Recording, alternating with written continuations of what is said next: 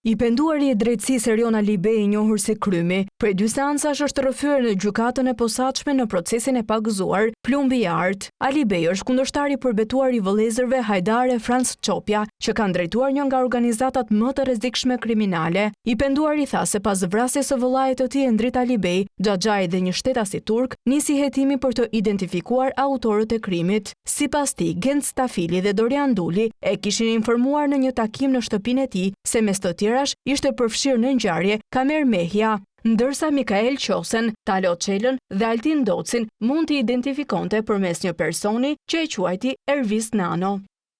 E kam bërë vetë hetuesin, prokurorin, gjyqtarin, i kam vënë në dispozicion drejtësisë të gjitha informacionat e mia, nuk doja të hyja luftës, pasi kisha shumë familje që i kishin të gjithë sytë tek unë.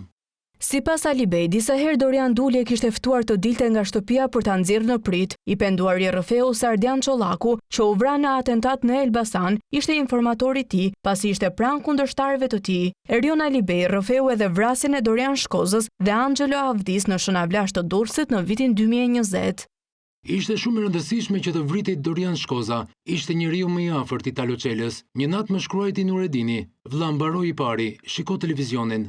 Pas lajmet ishte vrarë Dritan Shkoza dhe Angelo Avdia. Këtë të dytin e kisha dëgjuar më parë. E pyeta Nuredinin, po këto përse?